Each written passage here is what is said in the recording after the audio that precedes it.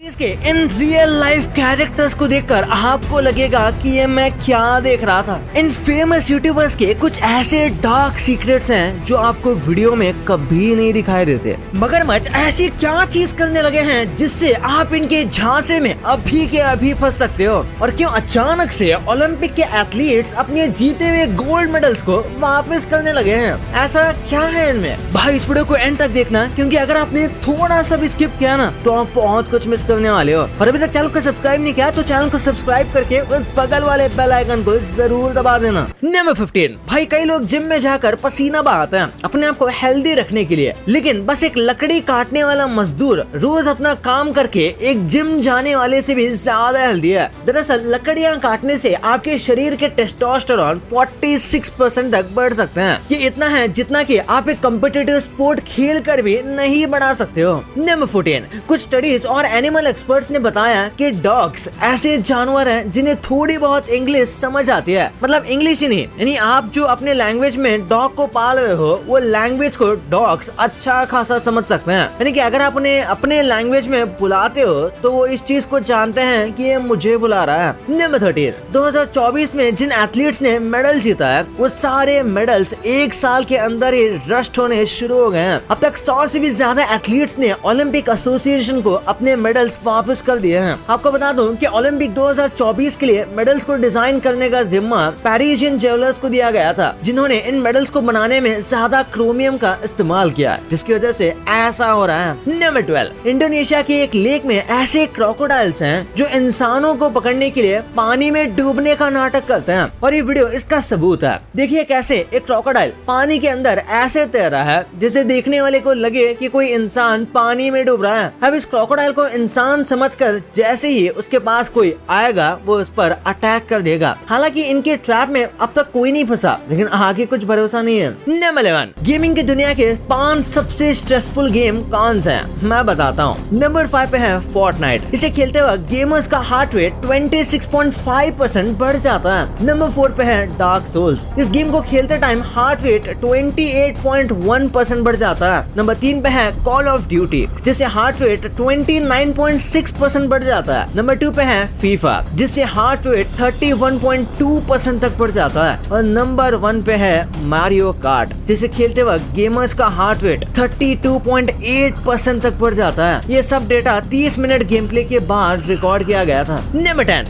ये सच में गजब है। शेन नाम का एक बंदा है जो शिनचैन का इतना बड़ा फैन है कि उन्होंने नौकरी लगते ही अपने घर को शिनचैन के घर की तरह रेनोवेट कर दिया, और ये करने में उन्हें 1.5 साल और 3.5 करोड़ रुपए लगे। अपने इस सपने को पूरा करने के लिए उन्होंने सबसे पहले इस एनिमेटेड हाउस के राइट्स खरीदे, जिसके लिए वो 5 बार शंघाई गए थे। वो इस घर का न सिर्फ एक्सटीरियर बल्कि पूरा का पूरा इंटीरियर भी कॉपी करना चाहते थे। राइट्स मिलने के बाद उन्होंने अपने घर को हूबहू शिनचैन के घर की तरह ही बना लिया, और पूरी दुनिया में ये घर छा गया। नंबर 9, पोप फ्रांसिस उन बदनसीब लोगों में से एक है जिनके पास बस एक ही लंग है, वो भी बचपन से। कहा जाता है कि जब वो टीनेजर थे तभी उनके लंग्स में इन्फेक्शन हो गया था, जिसके बाद उनके बॉडी से एक लंग को निकलवाना पड़ा था, और तब से लेके अब तक वो सिर्फ एक लंग पर जिंदा है। इसकी वजह से उन्हें कभी कभी सांस लेने में तकलीफ होती है, और तो और वो अगर जोर से भी बोल दें तो उनकी सांस फूल जाती है। नंबर 8, आपने न्यूक्लियर बॉम्ब से किसी देश का नुकसान होते हुए सुना होगा, लेकिन एक ऐसा कंट्री है जहाँ न्यूक्लियर बॉम्ब गिरने से उसका फायदा हो गया। दरअसल हुआ यूं कि 1961 में यूएसए के 2 बॉम्ब कैरियर्स बीच में हवा में ही फेल हो गए, और दोनों में रखे गए हाइड्रोजन बॉम्ब नॉर्थ कैरोलिना के एक जंगल में गिर गए, लेकिन इन्हें फटने से पहले ही डेटोनेट कर दिया गया था। इनमें से एक बॉम्ब आज भी वहाँ के जंगल में पेड़ के नीचे दफनाया हुआ है, जिसमें तकरीबन 200 पाउंड यूरेनियम पड़ा हुआ है। नंबर 7, इस फ्लाइट ने अपने पैसेंजर्स को टाइम ट्रैवल एक्सपीरियंस कराया है। इससे पहले क्या आपको इसे थियोरी समझने लगे? चलिए जानते हैं। दरअसल इस फ्लाइट ने हांगकांग से 1 जनवरी 2025 रात 12:03 को उड़ान भरी थी, और जब वो अपने डेस्टिनेशन लॉस एंजलिस पहुंची तो वहाँ टाइम था 31 दिसंबर 2024, और वहाँ रात के 8:33 PM हुआ था। यानी जहाँ हांगकांग में लोगों ने न्यू ईयर मनाना स्टार्ट किया, वही लॉस एंजलिस के लोग अभी न्यू ईयर आने का इंतजार कर रहे थे। आपको बता दूं कि टाइम डिफरेंस इंटरनेशनल जोन की वजह से है, जो पैसिफिक ओशन को क्रॉस करता है। यानी थियोरेटिकली इस फ्लाइट में बैठे पैसेंजर्स ने टाइम ट्रैवल कर लिया, लेकिन क्या ये प्रैक्टिकली पॉसिबल है? ये आज भी एक सवाल है। सवाल है। नंबर 6, नासा के मुताबिक ट्रीज हमारी लाइफ में सिर्फ ऑक्सीजन देने के अलावा कहीं ज्यादा इंपॉर्टेंस रखते हैं। इतना ही नहीं, ये हमारी लोकेलिटी की पूरी हिस्ट्री बता सकते हैं। ट्री जैसे जैसे बड़ा होता है उसके ट्रंक्स में रिंग्स डेवलप होने लगते हैं। इन रिंग्स को स्टडी करके उस ट्री की ना सिर्फ आप एज बता सकते हो बल्कि इसके आसपास की सराउंडिंग का भी पता लगाया जा सकता है। हर एक रिंग 1 साल के बराबर होता है, जिससे ट्री की एज पता चलती है और हर एक रिंग के विड्थ से पता चलता है कि उस रिंग के बनने के दौरान उस लोकेलिटी का वेदर कैसा रहा था। जैसे पूरे साल कितनी बारिश हुई, पूरे साल कितना टेम्परेचर रहा, ऐसा सब कुछ। साइंटिस्ट इन रिंग्स को स्टडी करके भी किसी एरिया के पास्ट क्लाइमेट और हिस्टोरिकल चेंजेस के बारे में आराम से बता सकते हैं। नंबर 5, ये इमेज वीनस की है जो जापानीज स्पेसक्राफ्ट अकात्सुकी ने ली है। ये स्पेसक्राफ्ट 2015 से वीनस के ऑर्बिट में घूम रहा था और कहते हैं कि वीनस का सबसे क्लियर पिक्चर है। जैसे कि आप देख सकते हो इन इमेजेस से वीनस के अलग अलग क्लाउड पैटर्न्स और एटमॉस्फेरिक मूवमेंट्स का साफ पता लग रहा है। इन इमेजेस को देख के साइंटिस्ट ने प्रेडिक्ट किया है कि वीनस का वेदर काफी एक्सट्रीम है। नंबर 4, अलास्का एक ऐसी जगह है जहाँ गर्मियों में कभी रात ही नहीं होती। जी हाँ, आपने सही सुना। हर साल अप्रैल से लेकर मिड अगस्त तक यहाँ 24 घंटे सूरज आसमान में दिखते ही रहता है, यानी कि इन महीनों में यहाँ रात होती ही नहीं। इस प्रोसेस को वहाँ के लोग मिडनाइट सन कहते हैं। जैसे कि आप इस वीडियो में देख सकते हैं अलास्का में कैसे सूरज कभी डूबता ही नहीं। ऐसा लगता है यहाँ शाम होती है और फिर सीधा अर्ली मॉर्निंग। इस दौरान लोग अपने घर में डार्क ब्लाइंड्स, फॉइल्स और कॉइल से अंधेरा करते हैं। यहाँ साल के इन कुछ महीनों में बहुत सारे फेस्टिवल्स भी मनाए जाते हैं। नंबर 3, रशिया के इस फुटबॉल स्टेडियम में फीफा वर्ल्ड कप 2018 के कुछ मैचेस होने वाले थे। फीफा स्टैंडर्ड्स के मुताबिक वहाँ करीब 18,000 सीट्स की कमी थी। स्टेडियम के ऑफिशियल्स ने इसमें और ज्यादा सीट्स ऐड करने का फैसला किया, लेकिन बिना स्टेडियम को रिकंस्ट्रक्ट किए। सबको ये चीज इम्पॉसिबल लग रही थी, लेकिन उन्होंने ये करके दिखाया। उन्होंने एक ऐसा सीटिंग अरेंजमेंट बना दिया जिसे बड़े आराम से स्टेडियम में या अटैच या डिटैच किया जा सकता है।